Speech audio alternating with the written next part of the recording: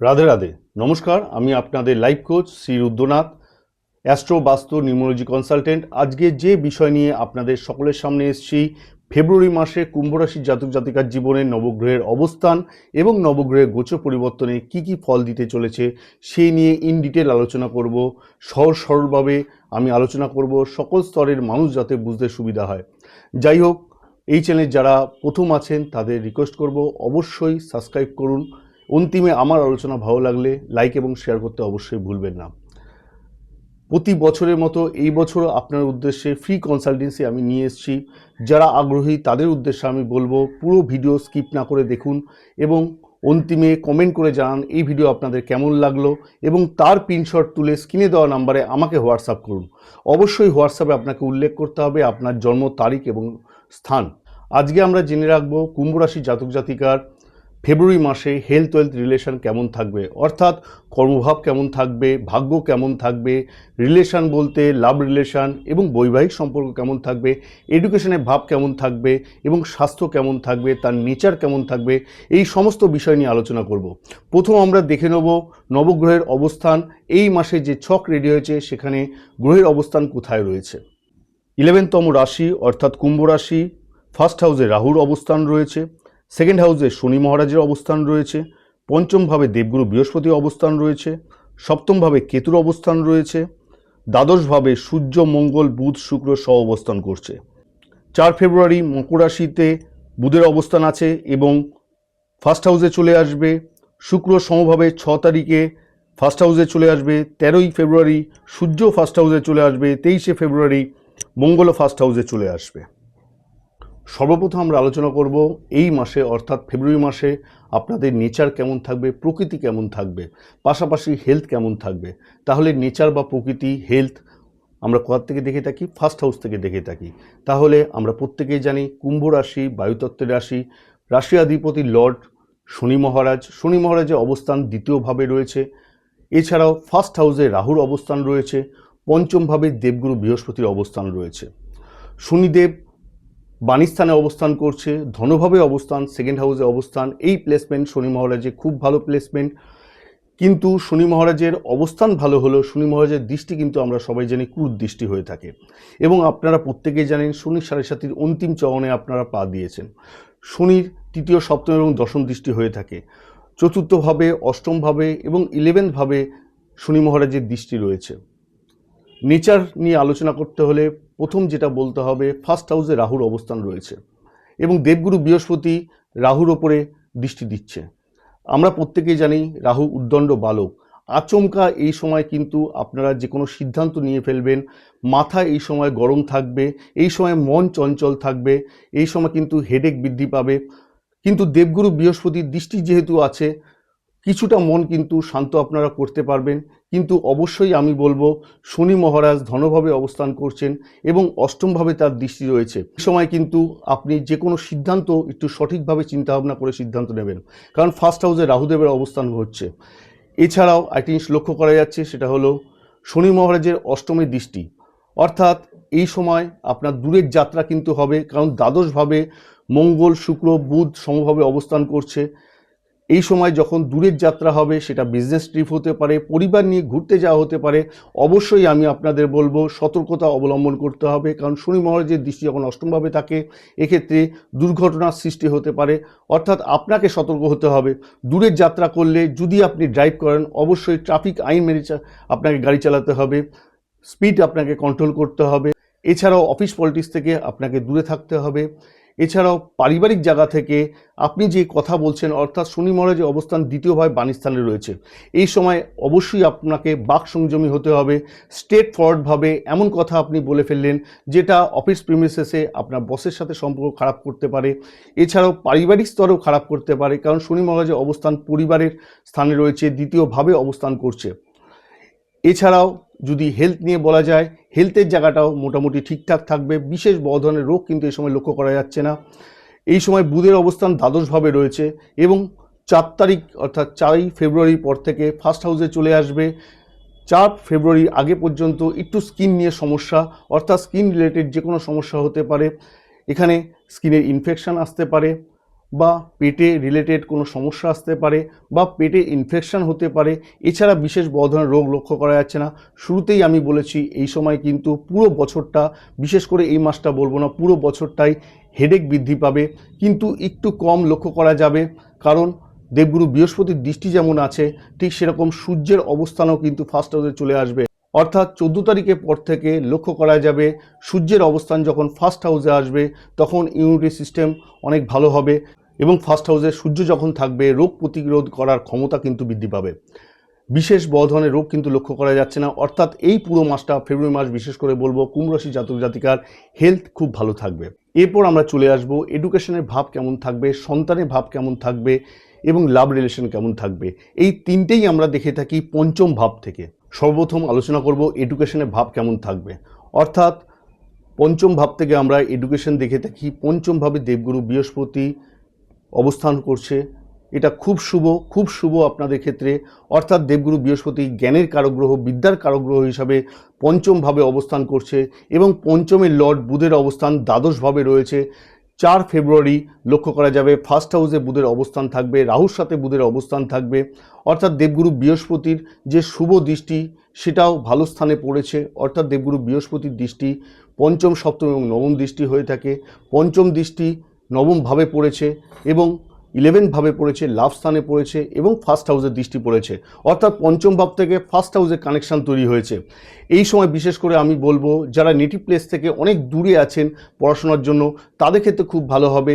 যারা বিদেশে গিয়ে পড়াশোনা করতে চাইছেন হায়ার এডুকেশনের জন্য, কারণ নবম ভাব থেকে হায়ার এডুকেশন বোঝানো হয়ে থাকে, দেবগুরু বৃহস্পতির দৃষ্টি নবম ভাবে রয়েছে, তাই হায়ার এডুকেশনের জন্য যদি দূরে কোথাও যাত্রা করা যায় সেক্ষেত্রে খুব ভালো হবে। এছাড়াও 4 ফেব্রুয়ারি পর থেকে যখন বুধের অবস্থান ফার্স্ট হাউসে আসবে, এক্ষেত্রে লক্ষ্য করা যাবে আপনারা যে কোনো এডুকেশনের সিদ্ধান্ত আপনারা নিতে পারবেন। যদি এক্সাম থাকে, সেটা যদি গভর্নমেন্ট এক্সাম হয়ে থাকে, 14 তারিখের পর যদি এক্সাম হয়ে থাকে, অর্থাৎ যখন সূর্যের অবস্থান দ্বাদশ ভাব থেকে ফার্স্ট হাউসে চলে আসবে, কারণ সূর্যকে আমরা গভর্নমেন্ট বলে থাকি, সরকারি জায়গা বলে থাকি, তাই সরকারি এক্সাম যদি 14 তারিখের পর হয়ে থাকে, অর্থাৎ 13 তারিখের পর থেকে 14 তারিখ থেকে শুরু হয়ে গিয়ে থাকে মাসের এন্ড পর্যন্ত, এই সময় গভর্নমেন্ট এক্সামে যারা পড়াশোনা করছেন তাদের ক্ষেত্রে খুব ভালো। যারা ইন্টারভিউ দিচ্ছেন এই সময়টা বিশেষ করে বলবো মাসের সেকেন্ড পর্যায়ে খুব ভালো। এছাড়াও যে কোনো চেঞ্জেস, যে কোনো পরিবর্তন আপনারা 4 তারিখের পর থেকে করতে পারবেন। যদি মনে করে থাকেন অ্যাডমিশন কোথাও নেবেন বা ফর্ম ফিল আপ করবেন বা কোনো চেঞ্জেস আপনি করতে চাইছেন, সেক্ষেত্রে কিন্তু 4 তারিখের পরে খুব শুভ পরিণত হবে।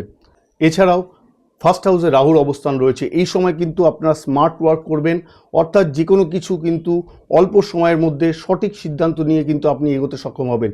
কিন্তু বারবার একটা কথাই বলবো, ফার্স্ট হাউসে রাহুর অবস্থান রয়েছে, মাথায় রাখতে হবে আচমকা আপনার মধ্যে বুদ্ধি আসতে পারে, আচমকা যে কোনো জায়গায় আপনার মনোসংযোগ নষ্ট হতে পারে, অর্থাৎ মন ডাইভার্ট হতে পারে। তাই সঠিক মন লাগিয়ে যদি এই সময়টা আপনি এডুকেশনে মন দিতে পারেন, এই বছরে বিশেষ করে বলবো ফেব্রুয়ারি মাসটা আপনাদের ক্ষেত্রে খুব শুভ। এরপর যেটা চলে আসবো সেটা হলো লাভ রিলেশন কেমন থাকবে। অর্থাৎ পূর্বেই আমি বলেছি পঞ্চমে দেবগুরু বৃহস্পতির অবস্থান রয়েছে, দেবগুরু বৃহস্পতির দৃষ্টিও ফার্স্ট হাউসে রয়েছে এবং 6 ফেব্রুয়ারি শুক্রের অবস্থানও দ্বাদশ ভাব থেকে ফার্স্ট হাউসে চলে আসবে, খুব শুভ জায়গায় চলে আসবে। অর্থাৎ দেবগুরু বৃহস্পতির দৃষ্টি যখন ফার্স্ট হাউসে থাকবে, এক্ষেত্রে লাভ পার্টনারের সহযোগিতা আপনি পাবেন। এই সময় আন্ডারস্ট্যান্ডিং খুব ভালো হবে। যদি আগে কোনো সম্পর্কে ঘাটতি হয়ে গিয়ে থাকে, দূরত্ব তৈরি হয়ে গিয়ে থাকে, এই সময় কিন্তু দেবগুরু বৃহস্পতি রিলেশনকে ব্যালেন্স করাবে। এছাড়াও এই ক্ষেত্রে একটা সতর্কতা অবশ্যই আমি আপনাদের দেবো, রাহু ফার্স্ট হাউসে বসে আছে, আচমকা মন চেঞ্জ হবে, মন ডাইভার্ট হতে পারে, এই সময় আনস্যাটিসফাইড আপনি হতে পারেন। কিন্তু সূর্য যখন ফার্স্ট হাউসে চলে আসবে 14 তারিখে, অর্থাৎ সেই সময় কিন্তু মন সংযোগ করতে সুবিধা হবে। তার আগে পর্যন্ত সময় আপনাকে কিন্তু একটু বাকসংযমী হতে হবে, আপনাকে নিজের মনকে একটু কন্ট্রোল করতে হবে।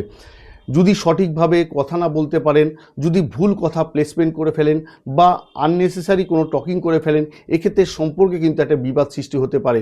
কারণ শনি মহারাজ বাণীস্থানে অবস্থান করছে, তাই নিজেকে একটু সংযত হতে হবে। নিজেকে যদি সংযত করতে পারেন, এই সময় লাভ রিলেশন কিন্তু পুরো সাপোর্টিভ হবে। কারণ বাকি 3টে প্ল্যানেট বুধ, শুক্র এবং সূর্যের অবস্থান দ্বাদশ ভাব থেকে ফার্স্ট হাউসে চলে আসছে এবং ফার্স্ট হাউসে রাহুর অবস্থান থাকছে, দেবগুরু বৃহস্পতির দৃষ্টিও ফার্স্ট হাউসে থাকছে। অর্থাৎ পুরোপুরিভাবে লক্ষ্য করা যাবে যে লাভ রিলেশনের ক্ষেত্রে খুব সাপোর্টিভ হবে। এবার যেটা চলে আসবো সন্তানের ভাব। এই পঞ্চম ভাব থেকে আমরা দায়িত্ব কর্তব্য দেখে থাকি, সন্তানের ভাব দেখে থাকি। এই সময় কিন্তু দেবগুরু বৃহস্পতি সমৃদ্ধি কারক গ্রহ, তাই সন্তান যারা কনসিভ করতে চাইছেন এই সময়টা বিশেষ করে 4 তারিখের পরে সন্তান কনসিভ করতে পারবেন।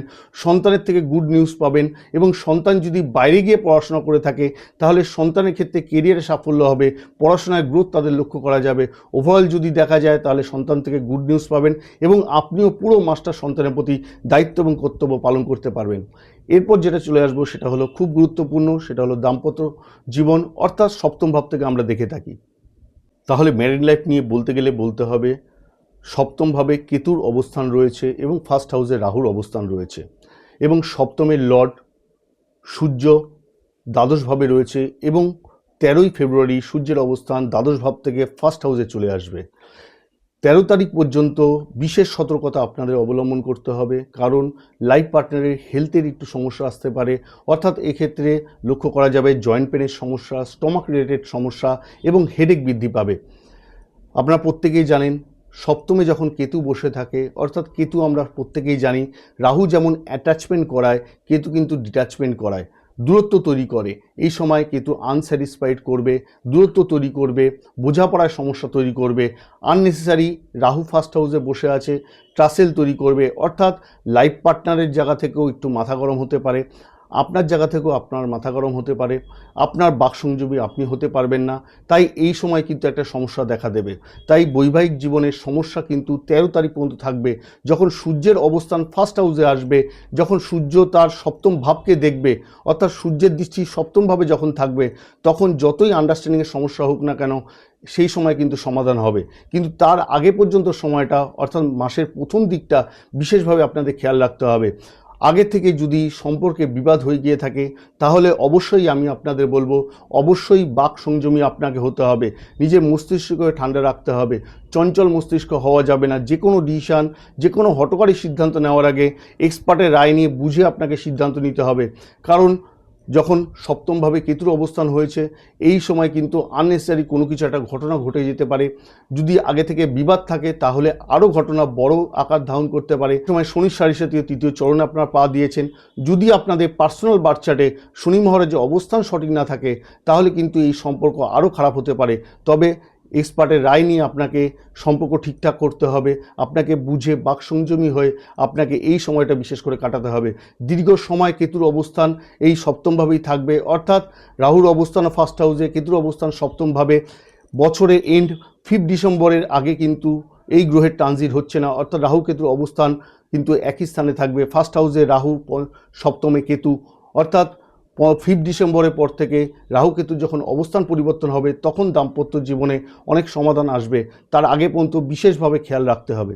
এরপর চলে আসবো সবথেকে গুরুত্বপূর্ণ বিষয়, ভাগ্য কেমন থাকবে, লাক কেমন থাকবে।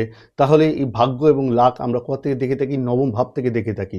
নবম ভাবের লর্ড অর্থাৎ শুক্রের অবস্থান কোথায় রয়েছে? দ্বাদশ ভাবে অবস্থান করছে। 6 ফেব্রুয়ারি পর শুক্রের অবস্থান ফার্স্ট হাউসে চলে আসবে, খুব শুভ, অর্থাৎ কেন্দ্র বা ত্রিকোণে চলে আসবে। কারণ ফার্স্ট হাউসকে আমরা কেন্দ্র বা ত্রিকোণ দুটোই বলে থাকি, অর্থাৎ নবম ভাবকে আমরা ত্রিকোণ স্থান বলে থাকি। ত্রিকোণের লর্ড যখন কেন্দ্র এবং ত্রিকোণে আসে সব থেকে শুভ বলে মনে করা হয়ে থাকে, যেখানে বাকি বুধের অবস্থান থাকবে, অর্থাৎ ভাগ্য পুরোপুরি আপনাকে সাপোর্ট করবে। এই মাসের শুরু থেকে এন্ড পর্যন্ত সময় যে কোনো কিছু আপনি করতে সক্ষম হবেন। তবে বিশেষভাবে বলবো 6 তারিখের পর যদি কোনো মাঙ্গলিক কাজ করতে পারেন, শুভ কাজ, শুভ চিন্তা করতে পারেন তাহলে খুব ভালো হবে। কোনো চূড়ান্ত সিদ্ধান্ত নিতে চাইছেন অবশ্যই আমি বলবো 6 তারিখের পর অবশ্যই নিতে পারবেন। এছাড়াও কোনো অনুষ্ঠান যদি আপনি করতে চান তাহলে 6 তারিখের পরে অবশ্যই করবেন। যারা বিবাহ করতে চাইছেন 6 তারিখের পরে খুব ভালো সময় বিবাহ করবার জন্য।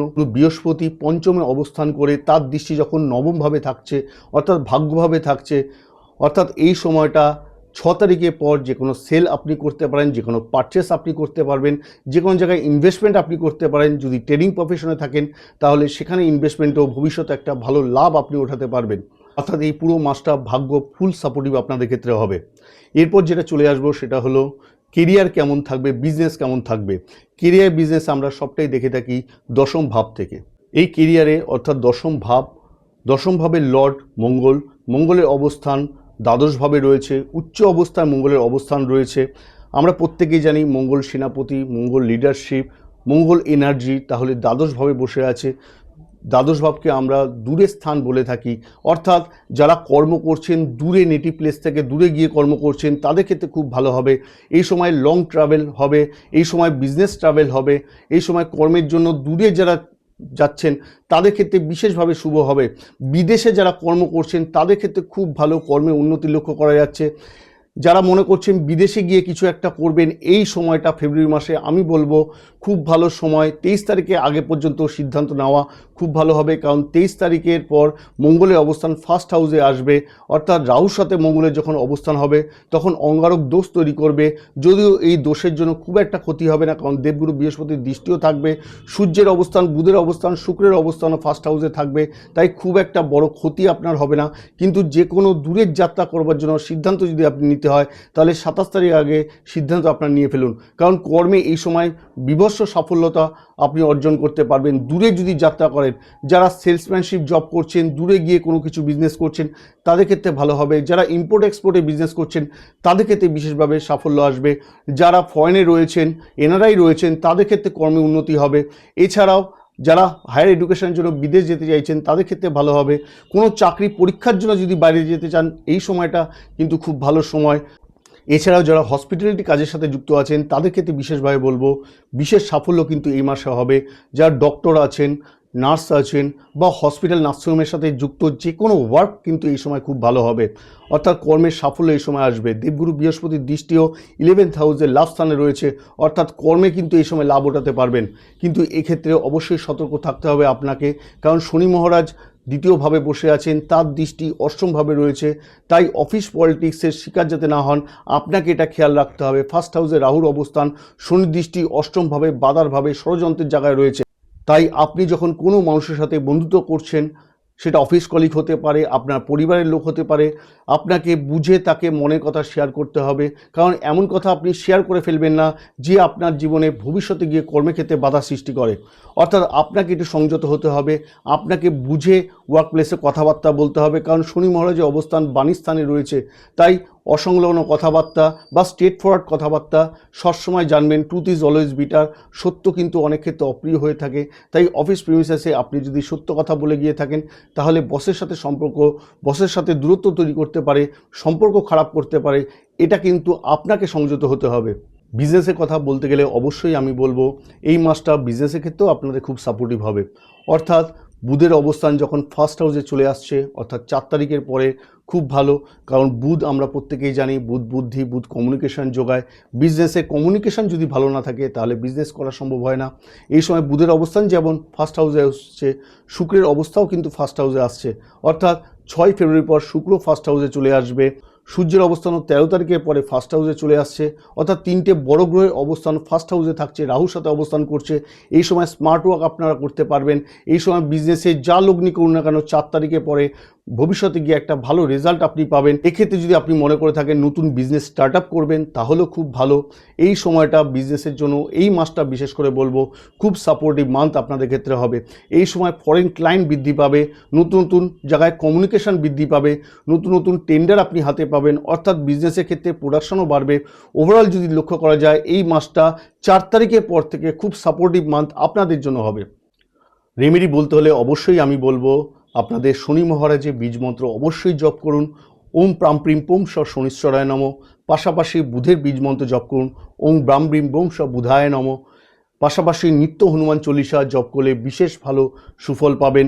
এছাড়াও যখন হনুমান চল্লিশা পাঠ করছেন আপনাদের উদ্দেশ্যে বলবো অবশ্যই জয় সিয়ারাম 28 বার উচ্চারণ করুন, তাতে বিশেষ ভালো সুফল, মঙ্গলের আশীর্বাদ আপনারা পাবেন। এর পাশাপাশি যদি দেখা যায় আপনাদের হেলথের সমস্যা হচ্ছে, রিলেশনের সমস্যা হচ্ছে এবং ভাগ্যের বিপর্যয় আসছে, কর্মের ক্ষেত্রে সমস্যা আসছে, অর্থনৈতিক জায়গা থেকে সমস্যা আসছে, তাহলে বুঝতে হবে আপনাদের পার্সোনাল বার্থ চার্টে শনিদেবের অবস্থান সঠিক নেই। কারণ এই সময় কিন্তু আপনাদের শনির সাড়ে সাথে তৃতীয় চরণে আপনারা পা দিয়েছেন, অর্থাৎ অন্তিম চরণে পা দিয়েছেন। তাই আপনাদের উদ্দেশ্যে বলবো দশম মহাবিদ্যা নবগ্রহ কবচ যদি আপনারা এই সময় ধারণ করতে পারেন বিশেষভাবে সুফল পাবেন। অর্থাৎ এই সময় হেলথ ওয়েলথ রিলেশনকে ব্যালেন্স করবে, অর্থনৈতিক জায়গাটাকে ঠিক করবে, নতুন নতুন ইনকামের সোর্স খুলে দেবে, অর্থাৎ যে বিপর্যয় আপনার আসছে সেখান থেকে আপনি অনেক অংশে বেরিয়ে আসতে পারবেন। আশা করি এই ভিডিওর মাধ্যমে সহজ সরলভাবে আমি আপনাদের বোঝাতে সক্ষম হয়েছি।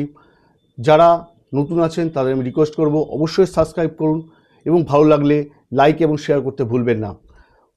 আমি আগেই বলেছি, যারা ফ্রি কনসালটেন্সি আমার সাথে নিতে চাইছেন অবশ্যই স্ক্রিনে দেওয়া নাম্বার নোট ডাউন করে নিন এবং পুরো ভিডিও দেখে সেখানে কমেন্ট করে জানান আপনার কেমন লাগলো। সেই কমেন্টের প্রিন্টশট স্ক্রিনে দেওয়া নাম্বারে আমাকে হোয়াটসঅ্যাপ করুন। সকলে ভালো থাকুন, সুস্থ থাকুন। জয় মাতারা, জয় মা চণ্ডী।